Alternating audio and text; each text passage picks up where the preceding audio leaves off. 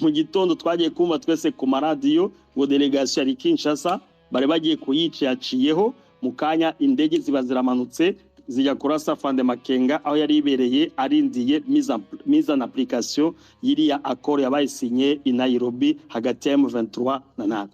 Nuko intambara yahise itangira.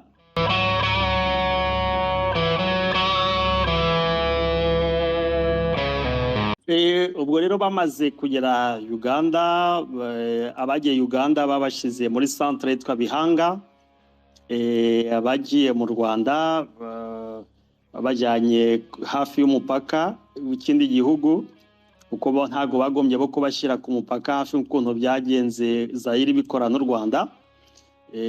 Nta n'umwe wari ufite intwaro, bubahirije amategeko mpuzamahanga y'impunzi zinjiye ku gihugu bafite intwaro. Ikintu gitangaje abantu benshi batajya bibaza, igihe leta ivuga ngo yarabanesheje, ariko 2013 Kinshasa yagiye i Kampala isaba ko bagirana ibiganiro. Ibiganiro byarabaye hara kuri Hotel Munyonyo, ibiganiro biraba, nibyo byaje kuvamo noneho accord il y a directement M23 na leta ya Kinshasa.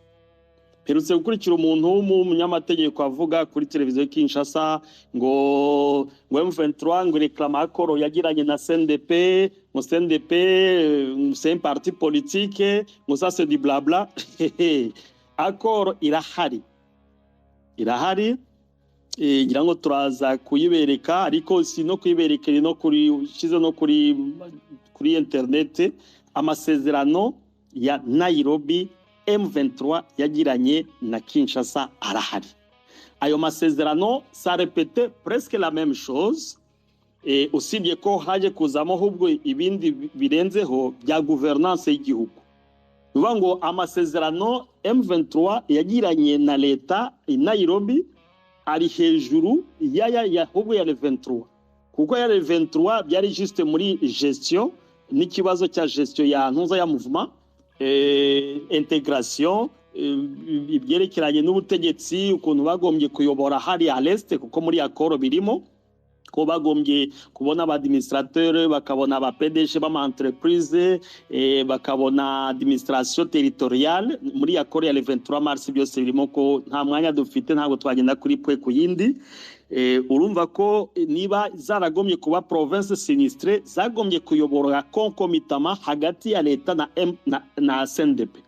Donc niba hari titulaire wa CNDP adjoint akaba wa gouvernement, niba ari gouvernement adjoint titulaire akaba CNDP. Niko byagombye kuba, ibyo ntibyigeze biba.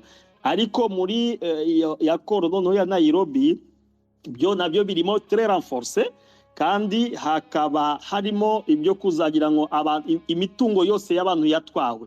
Ibaze nka buriya president Nanga, ngira mwese mwabonye ukuntu hotelize bagiye barasenya Kinshasa, n'abantu ba M23 n'aba CNDP hari ibintu byabo byinshi byasenywe, gusenyuka moralement ou physiquement, byagombye kuba réparé. Alors iyo réparation rero muri accord ya ntuza irimo iriya M23 yasinye na leta hariya i Nairobi. Ntuza yarahari, president wa Malawi yarahari, president Museveni yarahari, president wa Kenya yarahari. Donc urumva ni accord iri parrainé na ntuza na Nations Unies yari hari, na États-Unis yari hari, na Union Européenne irahari. Kuri accord noneho iriya M23 na gouvernement yabaye muri 2013. Alors kabaza tse abo bantu leta yatsinze yagiye gusaba ute ibiganiro nabo? C'est là où les Congolais ne réfléchissent, batarefreshisa batibaza icyo kibazo. Umuntu waba waramutsinze ukagenda buceri bwa nyuma ukavuga ati mugiye gukora ibiganiro byo kumvikana. Donc ibyo kwa ngo baratsinze M23, iyo ni theory yabaye monte nka filme yo muri Hollywood, ariko ntabwo M23 yageze itsindwa ku rugamba, nuko yumviye aba president bo mu karere kugira ngo ishobore kugira ngo ibone ko haboneka amahoro biciye mu biganiro. Alors 2013 accord baze kuba signé, 2014 2015 leta tena ica bugeri bwa nyuma ijya kumvikana na ministre privé wa defense wa Uganda kugira ngo bafate abakombata ba M23 bari bihanga babatware Kinshasa ku kingufu. Umuntu waje gukora operation ni Malumalu n'uwitwa François Mwamba. Bazana amafaranga barishura, abantu bagiye kubona babona pa babahingutseho mu nkambi n'amakamyo ati mwurira amakamyo. Ibyo byo ushize kuri ntuza ushire kuri internet uvuge nti ka bihanga M23 uraza kubona ibintu babakoreye, barabarashe, bamwe barakomereka, abandi bagira ibibazo bikomeye cyane bya traumatisme. Ariko kameme bashobora gutwara ini parti, barabatwaye babajyana Kitona, abandi babajyana Kamina. Uze gushira motenati Moro Kamina uraza gusanga 2016 hari abasirikare ba M23 baguye ikamina bishwe kubera ubwoko bwabo.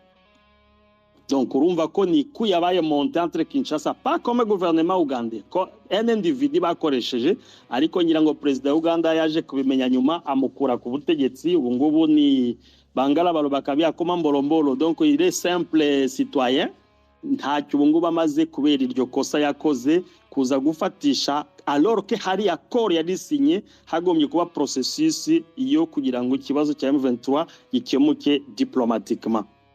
Nibwo rero 2017 Afande Makenga yavuze ati watahe aze kurindira iyo mise en application mu gihugu. Ntabwo yaje kuko n'abantu babivuga aje gutera igihugu, yaje aje kwicara mu gihugu kugira ngo aharindire. Ni nako byari biteganijwe, hagombye kuba cantonnement, hanyuma aba cantonnement hagakurikiraho processus yo gukomeza noneho gushira mu bikorwa ikibazo kimwe na kimwe, noneho integration ikaza kuba nyuma. Nibwo yaje kwambuka n'abasirikari yazanye nabo, yaza yicarira hara mu birunga, ntabwo yashatse amasite nangwa hehe, ajya kwicara mu birunga. 2017 2018 2019 President Felix agiye ku butegetsi, situation isa nkaho ihindutse neza. Ngira ngo mwarababonye bajya i Kigali kuganira kugira ngo ibibazo by'intera hamwe birangire. J'imagine ko bafashe n'intera hamwe nkazingahe barazicyura, hararimo bamwe navuze mwari amazina, navuze mwazira liste bagiye bagira kuri bane. Ni na General Kahimbi wabacyuye uko babivuze no kuri televiziyo Kinshasa ko batwaye aba FDLR. Nyuma yaho Kahimba barapfuye, ibya processus ariko irakomeza. Habaye inama nyinshi hagati ya leta y'u Rwanda na Kinshasa kugira ngo ikibazo cya M23 kibone igisubizo. En tout cas l'espoir était là, kuko yari determiné avuga ati ibi byari bya Kabila, nge ndaje nanjye nari muri opposition, reka mbikemure. Yaho narababwiye impamvu atabikemuye, abakonse baramubwiye ati wowe ozazoba, ntabwo uzi ko ari kope y'amafaranga, wowe ugiye gucyura bari abantu, none se tuzajya tubesha dute ngo twaguze intwaro tubona amafaranga yase turya abasirikari tuzongera kuyarya dute? Nibwo bayimvise delegation ya M23 yari Kinshasa, bari kuganira ibintu bimeze neza, bamaze kumvikana ni Kigali. Hari na za operation conjointe zabaye, vraiment il y avait l'espoir ya paix yo kugaruka. Hari zimwe zabereye hara za Birambizo, zindi za Kahunga, izindi zabereye hariya muri Binza, et c'était très bien. Mais mu gitondo twagiye kumva twese ku maradiyo ngo delegation ya Kinshasa bari bagiye kuyicaciyeho, mu kanya indege ziba ziramanutse zijya kurasa Afande Makenga aho yari ibereye arindiye mise en application yiriya accord yabaye signé i Nairobi hagati ya M23 na NATO. Nuko intambara yahise itangira.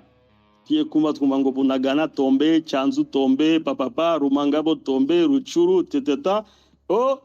Reka hagomba kuba amasezerano, reka EAC ibyo byo ni byejo buri muntu wese arabizi simbisubiramo. EAC iraza ihagara hagati kugira ngo ifashe bihugu. M23 itanga n'ubutaka yamaze gufata isubira inyuma kugira ngo irebe ko ibiganiro byagomba kubaho, ariko Kinshasa ikomeza kwicara, sinzi ko babivuga mu Kinyarwanda ngo yanga kuva kwizima. Yes, yanga kuva kwizima, kugeza aho de generation zibaye bajya mu nama zaberi Bujumbura. Mwese murabizi Kinshasa yagera Kinshasa igahakana ati ibyo basinye Bujumbura ntabwo ibizi. Bajya Rwanda ati rekada, niho baje gushiraho mechanisme ebyiri, mechanisme ya ntuza ya processus ya Nairobi na feuille de route Rwanda. Mekanisme ya Nairobi akazi yari ishinzwe ko ari kugira ngo amagroupe armé yose loko abye ace muri DDRR, les groupes armés étrangers zose zibe neutralisées zakwimbunda no kuzicyura, notamment iz'abarundi, iz'abagande n'iz'abanyarwanda. Iz'abanyarwanda nta nubwo ari FDLR burye hari gusa, hari imitwe itanu, ariko hari groupe zisaga 5 kandi zitandukanye zikora kubiri, ariko ubu zose zagiye muri leta zifite na ideologie zitandukanye ziri hari. Hari zo bita za CNRD, hari za Rudurunana, ainsi de suite.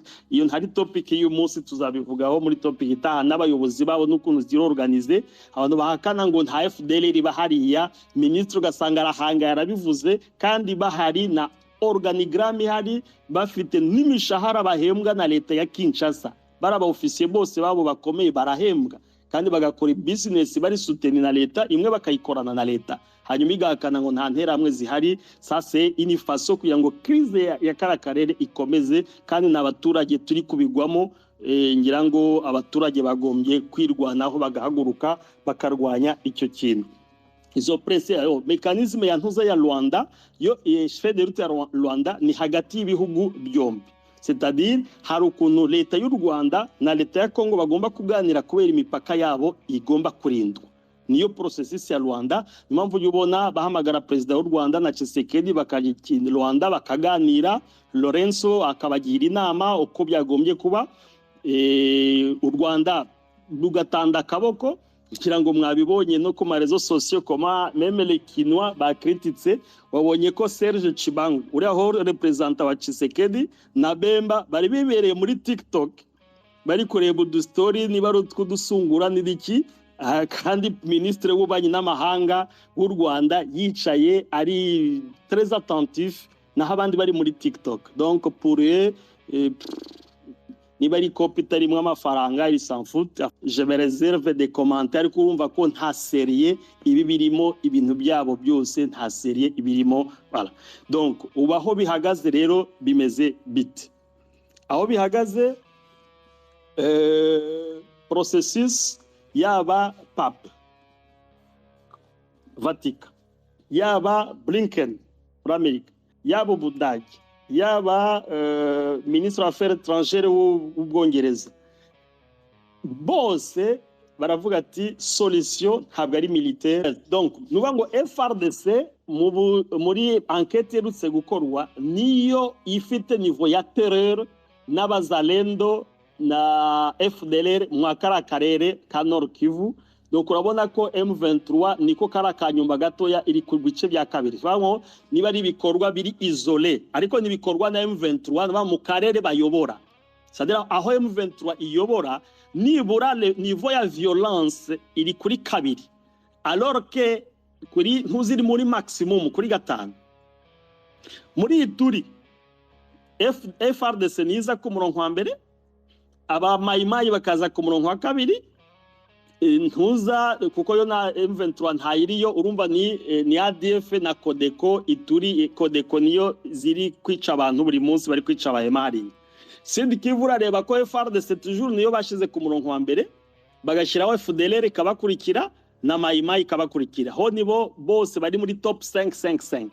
Muri Tanganyika ntuza ikaza ku murongo wa mbere FRDC, mayimayi ikaza ku murongo wa kabiri, FDLR ikaza ku murongo wa gatatu, ariko bayiha note 4 kuko nta ntera hamwe nyinshi ziri muri Tanganyika ariko zirahari.